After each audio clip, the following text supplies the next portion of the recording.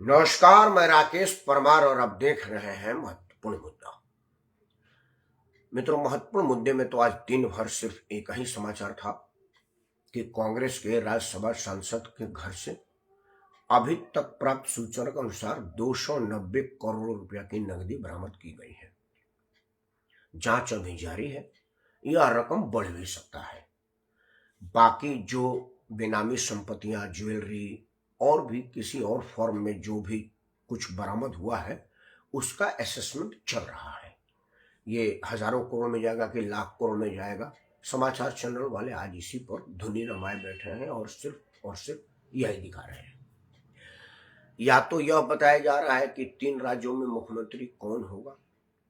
मिजोरम और नागालैंड, तमिलनाडु पर कोई चर्चा नहीं है, क्योंकि वहाँ तेलंगाना पर, क्योंकि वहां पर चर्चा का कोई स्कोप नहीं है।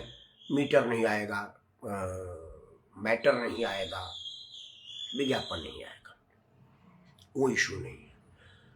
मित्रों, आज का मैंने विषय सोचा था महुआ मोइत्रा के निष्कासन पर चर्चा करूंगा।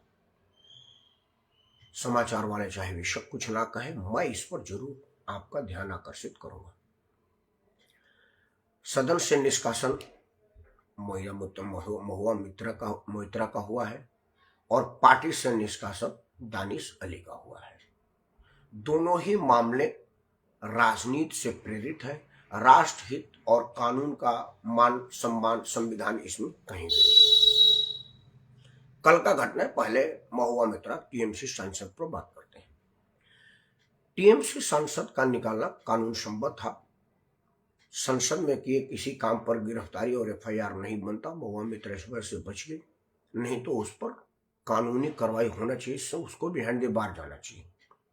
बिहाइंड द बार से भी ज्यादा जरूरी होता कि वो पॉलिटिक्स से ही बाहर हो जाती, कि जीवन में कभी भी तुम इस तरह की किसी भी राजनीतिक गतिविधि में कोई भाग नहीं लोगे, क्योंकि तुमने राजनीतिक मर्यादा को तोड़ा है। भारत के संसद नहीं, संसद में चुनने वालों का भरोसा तोड़ा है। लोकतंत्र में लोग का भरोसा उठ गया है तुमसे।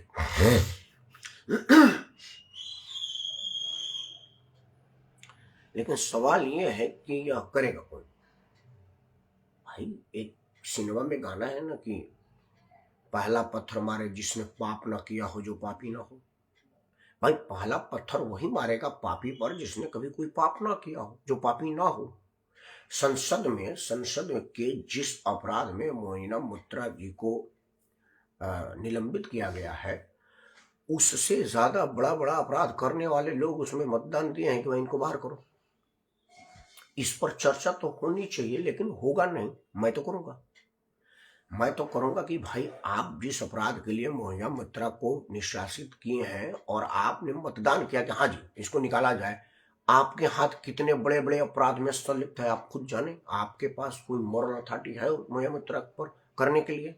लेकिन चर्चा उसी पर हो जो हो चुका है। मुझे मालूम है कि उस पर होगा नहीं, तो बेकार आपका टाइम क्यों खराब करूं। रात के 10 बज रहा है, आप जगह हैं, अपना कीमती समय खर्चा करके मुझे देख सुन रहे हैं, तो मुझे आपके भावनाओं का ख्याल रखना है, आपके अधिकार का रक्षा करना है, उसका अवहेलना नहीं किया जाए। बात सिर्फ टीएमसी संसद तक ले आते हैं। मित्रों, टीएमसी संसद का निष्कासन पर जो सदन में बहस हो रहा था, उसमें किसी भी सदस्य ने, इंक्लूडेड मोइना मोइत्रा ने भी यह नहीं कहा कि मैंने यह अपराध नहीं किया है जिस अपराध के लिए मुझे निष्कासित किया जा रहा है। कोई कानून का हवाला दे रहा था, तो कोई लॉ का हवाला दे रहा था, तो कोई प्राइवेसी का हवाला दे रहा था। सबसे मजेदार बात थी कि मैक्सिमम सांसदों की जो मोइना मोइत्रा के पक्ष में और भाजपा के विपक्ष में बोल रहे थे, या सरकार के विपक्ष में बोल रहे थे, जो निष्कासन के विपक्ष में बोल रहे थे, उन लोगों का सबसे ज्यादा कहना था कि भाई, एक उद्योगपति को आपने बुला करके पूछा क्यों? मैं बड़ा हैरत में था। लोग टीवी पर देख रहे थे, आज यूट्यूब में उसको देख सकते हैं, क्योंकि अब वो सदन का प्रॉपर्टी है और वो आजीवन रहेगा। जो आदमी चाहे कल की कार्रवाई यूट्यूब पर डालेगा, वो आ जाएगा और देख सकता है। 10 रुपया खर्चा करके संसद से आरटीआई के अंतर्गत वो कन्वर्सेशन मांग सकता है, या अपने संसद जो उनके जानने वाले होंगे उनके यहाँ तो प्रति चपके चले गए होगी, पूरा कन्वर्सेशन कानून है। तो उसमें लोग ऐसा बोल रहे थे जिन्हें ना तो लोक का डर था, न कानून का डर था, न संविधान का लाज था। मतलब एक महिला सांसद जिसने सरेआम स्वीकार किया कि हाँ भाई, हमने अपना यूजर पासवर्ड उद्योगपति को दिया है और वो अपने इस्तेमाल के, अपने फायदे के लिए हमको इस्तेमाल किया है। मतलब मैं एक वस्तु बन गई हूँ, इस्तेमाल किया सब। मैं कानूनन अपराधी नहीं हूँ और ना ही व्यवहारिक अपराधी हूँ। वो महिला है इसलिए उसको किसी और एंगल में ना लिया जाए। वो अपने आप को एक जनप्रतिनिधि के आगे वस्तु के रूप में प्रस्तुत कर दी उद्योगपति के सामने कि आप मेरा इस्तेमाल करिए जिस रूप से करते हैं। उन्होंने कहा कि भाई मैं अपने पक्ष में समाज क्वेश्चन तैयार करूंगा और एक उद्योगपति के भी पक्ष में तैयार करूंगा, तुमको यही करना है। बोले ठीक है, मैं बिकी हुई हूं, आप जो करना चाहें। और उन्होंने उनसे प्रश्न संसद में पूछवा दिया। अब उसके सदन के जवाब में जनता दल यू का एक सांसद बोल रहे थे, नीतीश कुमार जब से पगलेट की भूमिका में आए हैं, या पागलपन हावी हुआ है, या उम्र उन पर असर कर रहा है, कुछ भी बोल दे रहे हैं। उनका एक सांसद सदन के भीतर बोला था। वो वाला बात नहीं जो उन्होंने कहा था सदन के अंदर की बाहर गिराना भीतर गिराना, नहीं, वो वाला मामला नहीं था। उन्होंने सदन के भीतर स्वीकार किया कि जी संसद का क्वेश्चन तो मैं तैयार ही नहीं करता, मेरे तो दूसरे लोग तैयार करते हैं। अब मैं बड़ा हैरत में हूं कि नीतीश कुमार का वो सांसद सदन का सदस्य है, मर्यादित सांसद है, लोगों ने चुना है उसको, पार्टी ने टिकट दिया उसे। वो संसद के अंदर स्वीकार कर रहा है कि सदन का क्वेश्चन मैं तैयार नहीं करता, दूसरे लोग करते हैं, या अपने इसी अपराध की सजा टीएमसी के सांसद भोग रही है। और वो खुद कह रहा है। अध्यक्ष को लगा कि गैर कानूनी बात है। उन्होंने कहा कि 1 मिनट आपको रोकता हूं, मैं बाहैसियत सदन का संचालक, कस्टोडियन, लोकसभा का अध्यक्ष, या अनाउंस करता हूं, घोषणा करता हूं, सबको हिदायत देता हूं कि यह कोई ना कहे कि सदन का जवाब मैं नहीं तैयार करता, कोई और लोग तैयार करते हैं। यह कानूनन अपराध है और हम इसकी इजाजत नहीं देंगे। उनको कहना पड़ा और सबने कहा कि जो मुझे आता नहीं है, फलाने नहीं आता है तो हाथ से लिखित करो। और मेरा प्रश्न है कि अगर आपको यह नहीं आता है तो फिर सदन में आने की जबरदस्ती क्यों किया? कौन बोल रहा था कि आप सदन में आइए?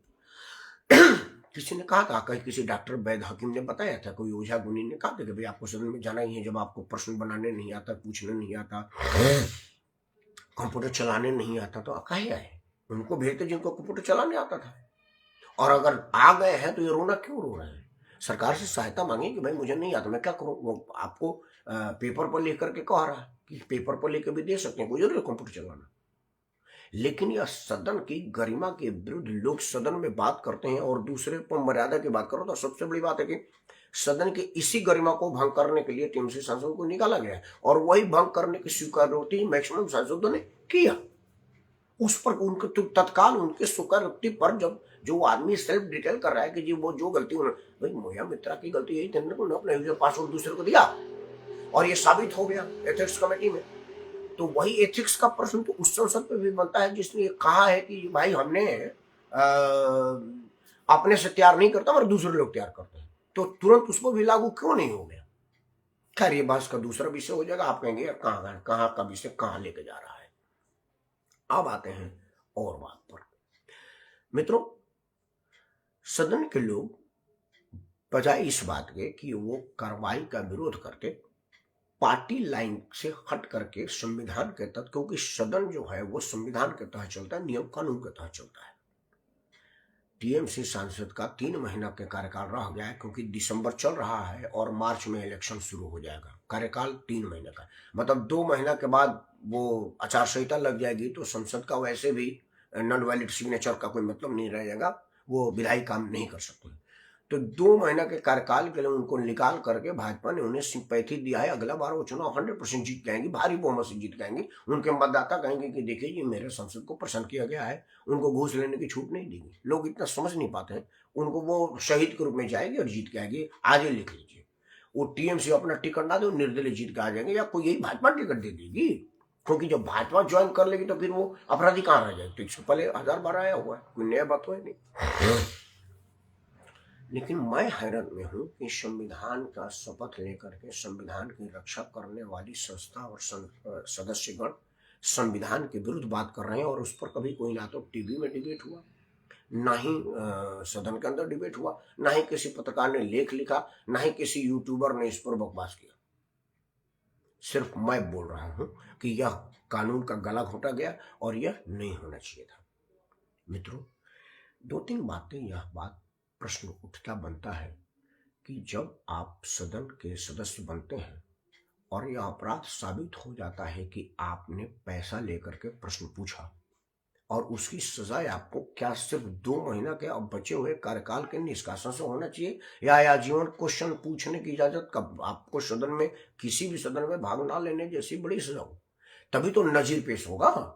लोकसभा अध्यक्ष ने कहा कि देखिए, यह सदन नियमों और कानूनों से चलती है और कोई दूसरा इस नियम को ना तोड़ने की साहस करे, इसलिए ये कठोर से कठोर सजा लेने पर मजबूर होना पड़ रहा है। उन्होंने मजबूर शब्द का इस्तेमाल किया। उनको पता है कि इस तरह के अपराध तो बहुत लोग किए हुए हैं जिसका मैं अध्यक्ष हूं, तो मैं मजबूर हूं। मतलब आप कानून के आगे मजबूर है, आपका अंतरात्मा नहीं करे कि भाई उनको निकाले। कानून की मजबूरी नहीं होती, फेस सेविंग का मामला नहीं होता तो शायद अपना निकालते। खैर, लोकसभा अध्यक्ष का मामला, वो लोकसभा के अंदर की गई कार्रवाई का बाहर चर्चा नहीं होना चाहिए। और एफआईआर जब नहीं हो सकती, कोर्ट में नहीं हो सकता, तो हम जनता की अदालत में बात करके क्या करेंगे, कौन सुनने वाला। लेकिन मेरा प्रश्न बनता है कि इस तरह के नेताओं को आजीवन रोक पर चर्चा क्यों न हो, इसकी मांग क्यों न की जाए। जब आप हैबिचुअल पैसा लेकर के प्रश्न पूछने की आदमी है तो आप दूसरी बार भी पूछेंगे, इसका क्या भरोसा किया जाए कि नहीं पूछेंगे। इस पर चर्चा हो। दूसरा कि जो लोगों ने सदन में भाग लिया उन सबके मतदाता, जब ये लोग मतदान के लिए आपसे आग्रह करने जाए, जो अगला बार जो मार्च अप्रैल में चुनाव होगा, तो आप सब पूछे भाई, महुआ मोइत्रा का जो बचाव में आपने कहा था कि भाई उस उद्योगपति हीराचंदानी को क्यों नहीं बुलाया, फलाना को क्यों नहीं बुलाया, यह बात क्यों जरूरी थी जब ये ऑलरेडी साबित हो चुका था। महुआ मित्रा ने कहा था कि हाँ, हमने अपने यूजर पासवर्ड उद्योगपति हीराचंद नंदानी को दिया है, तो वो किस लिए दिया, कानून के विरुद्ध मामला था वो, इस पर तो कोई प्रश्न नहीं उठता। एक और प्रश्न का चर्चा जरूर हो एथिक्स कमेटी में, आम जन में हो, एथिक्स कमेटी में नहीं होगी। देखिए, हमारे जो जननायक होते हैं, जननेता होते हैं, लोकसभा, राज्यसभा या विधानसभा के जो सदस्य होते हैं, लोग इनको फॉलो करते हैं। जैसे हमारे सिनेमा कलाकारों को लोग फॉलो करते हैं, इसीलिए कंपनियां उनसे विज्ञापन कराती है ताकि लोगों तक पहुंच बना सके। जब कंपनियां उनसे विज्ञापन कराती है तो वो लोग उनको अपना मॉडल मानते हैं। तो इस तरह के मॉडल मानने वाले लोगों को शराब पीते हुए फोटो लग रहा है, अर्धनग्न बैठे हुई स्थिति में फोटो लग रहा है, अलग अलग तरह के अमर्यादित तस्वीरें जो मार्केट में आ रही है, उन सब चीजों पर चर्चा होनी चाहिए कि नहीं। कि आप एक लोकतंत्र के सबसे बड़े मंदिर में आप प्रवेश कर रही हैं, लाखों लोगों ने आपको वहां जाने की आशीर्वाद अनुमति दिया है, और आपका एक तस्वीर छप रहा है कि आप दारू पीते हुए बैठे हुए हैं। और भी कई, मतलब एक एग्जाम्पल के रूप में दे रहा हूँ मैं, ये महुआ मित्रा की बात कर रहा हूँ। या तो महुआ मित्रा आके कहे कि वो तस्वीर फेक है और तुरंत केस करे, मुझे वो पहले करे और मैं उस पर कर दूंगा जिस चैनल पर चला था और जिस सोशल मीडिया पर आया था। महुआ मित्रा मेरे पर केस करे कि तुम सार्वजनिक सोशल मीडिया पर बकवास कर रहे हो, मैं दारू पीती हुई बियर वाली तस्वीर मेरी नहीं है, मैं आप ही के केस के आधार मान करके उस पर केस कर दूंगा। तो कम से कम ये भी एक नजीर बने कि किसी महिला सांसद का इस तरह से गलत चित्रण ना किया जाए, ना दिखाया जाए।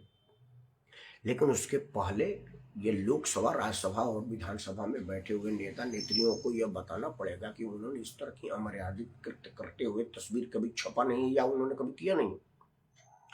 चुनाव में टिकट देने से पहले इन सब चीजों की भी जांच होनी चाहिए कि नहीं, कि सिर्फ जिताऊ लोगों को टिकट दे, चाहे वो मर्डर हो, बलात्कारी हो, व्यभिचारी हो, कुछ भी हो। यह बात तो उचित नहीं होता। आप नेता हैं, अभिनेता नहीं है। आज ही फेसबुक पर एक राजकुमार का पुराना इंटरव्यू आ रहा था, तो वो कई बात चर्चा के बाद एंकर ये दीपक बोहरा था, दीपक बोहरा ने पूछा कि और हमारे अभिनेत्रियों के विषय में आप क्या कहें। बोला क्या करें, खूबसूरती है, ख्वाब में तो ये आती थी, लेकिन अभी इस उम्र में सिर्फ देख सकते हैं, कुछ कर तो सकते नहीं। तो राज कपूर, राजकुमार था, को आ सकता है। सलमान खान से, शाहरुख खान से पूछा गया, कबीर बेदी से पूछा गया कि आपको सबसे अच्छा क्या लगता है, लड़कियां लगती हैं। तो वो हीरो है, उसका काम नरकीय काम है, वो गटरवुड का आदमी है, वो अपने लिए कह सकता है। आप गटरवुड के करेक्टर को फॉलो क्यों करें, जो कि आप संसद हैं, आपको मर्यादित रहने की उम्मीद की जाती है। इन सब चीज पर चर्चा जरूर हो। सदन में महुआ मित्रा के बचाव में जितने बहस हुए, वो सारे बकवास के श्रेणी में थे और इसका कोई मतलब नहीं है और इस तरह के बकवास से बचना चाहिए।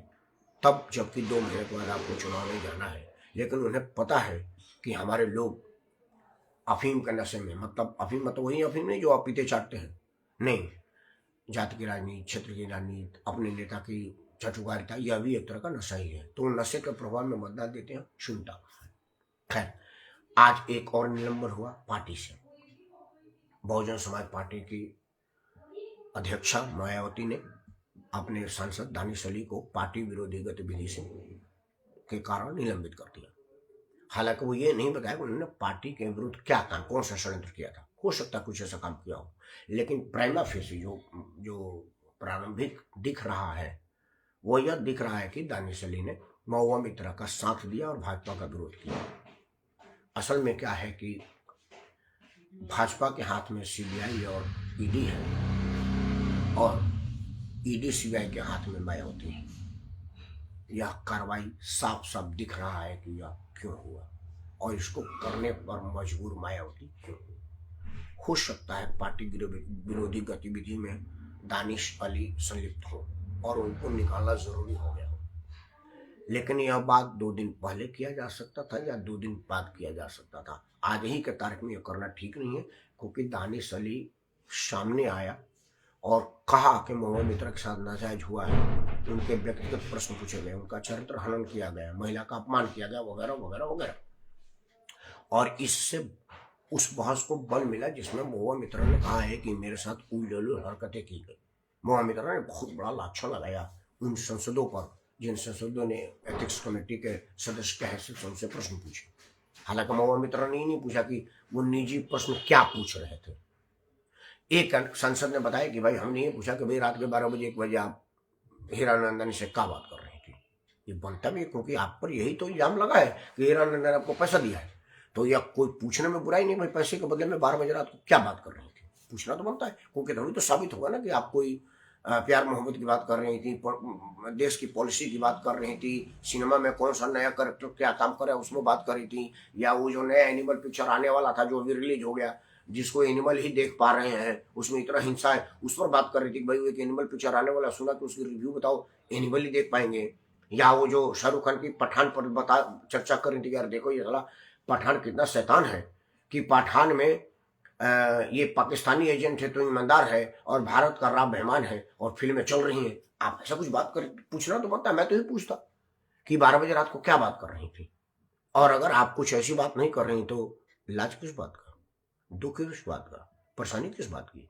सदन का सदस्य, सम्मानित सदस्य जिसको लोगों ने चुना है, वह रात के 12 बजे उद्योगपति से बात कर रही है और उसी के विरुद्ध जांच हो रहा है, तो प्रश्न तो बनता है।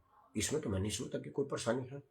दानिश अली ने ये कहा है और दानिश अली के ये कहने की वजह से ही निकाला गया क्या, क्योंकि ये तो किसी को भी बताने की जरूरत नहीं है कि भारतीय जनता पार्टी के हाथ में ईडी सीबीआई है और ईडी सीबीआई के हाथ में मायावती है।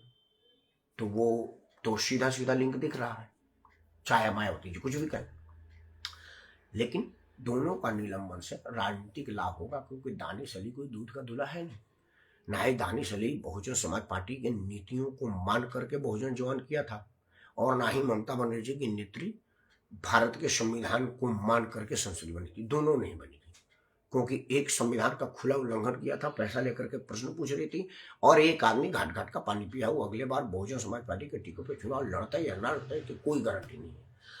मायावती 3 महीने पहले सोच चलता करके हो सकता है उसको अभयदान दिया हो कि भाई ये जो पाप तेरे ऊपर हुआ है, क्योंकि अंदर आतंकवादी कहने का एक भारतीय जनता पार्टी का सांसद का एक तुल्य के सिंपैथी जाएगा, एक मेरे निष्कासन का सिंपैथी लेकर के जाएगा, तो इनडायरेक्टली मैं तेरा भला ही कर रही हूँ। हो सकता है ये पैठ हो, या हो सकता है यह पैठ हो कि वो अपने आका को ही बताना चाह रही हूँ कि देखिए आपके विरुद्ध तनिक आवाज मेरा सांसद उठाया, मैंने सांसद को निलंबित करने में देर नहीं लगाया, और ये दोनों ही गलत है। लेकिन इसके पहले कि मैं अपने वीडियो बंद करूं, एक बात मैं भारत के समस्त जनता से माफी मांगते हुए कह रहा हूं कि हमारे देश की राजनीति ही गलत है, और ज्यादातर राजनीतिक गलत है। ज्यादातर अच्छे लोग भी हैं, लेकिन ज्यादातर गलत है। और जब तक इस पर अंकुश नहीं लगेगा ना तो ये जो हजारों करोड़ की नकदी आई है इससे किसी को प्रभाव पड़ेगा, क्योंकि सुखराम के घर के नीचे बोरे में भरा नोट मिला था, कहाँ फर्क पड़ा। सुखराम जी तो आराम से रहे। बंगारू लक्ष्मण जी के पास पड़ा था तो क्या हुआ, अध्यक्ष गई, भारतीय जनता पार्टी तो सरकार में है, पहले से ज्यादा बहुमत से आई है। और 2G 3G जीजा जी फलाना जी वाला में क्या हुआ, कुछ नहीं हुआ। केशव राव क्या होगा, कुछ पता चला किसी को? 1952 से लेकर के आज तक किसी नेता को बड़े अपराध के लिए फांसी हुई है, सजा हुआ है। अब ये मनीष उनीश गए हुए हैं वो ओपन शराब में, तो हमारे बड़े बुजुर्ग कहते थे कि शराब आपको नाश कर देगा। अब वो आप मतलब आम आदमी पार्टी को कह रहे थे, ये बात आज जा करके पता चला कि शराब आपको नाश कर देगा। तो शराब आपको नाश कर रहा है, इसके पहले तो कहीं नहीं सुना गया था। मित्रों विचार जरूर करिएगा, क्योंकि सदन है तो देश है, और देश है तभी सदन है। जिस तरह की स्थिति बन रही है, देश रहेगा कि नहीं मैं नहीं कह सकता, क्योंकि देश के टुकड़े टुकड़े करने के कई स्तर पर संसद में बैठे सदस्य ही कर रहे हैं। मतलब बाढ़ ही खेत को खा रहा है, तो खेत का रक्षा कौन करेगा, भगवान जाने। मैं तो भगवान से प्रार्थना करूंगा कि हे ईश्वर हमारे देश पर बनाए। जय हिंद, वंदे मातरम, भारत माता की।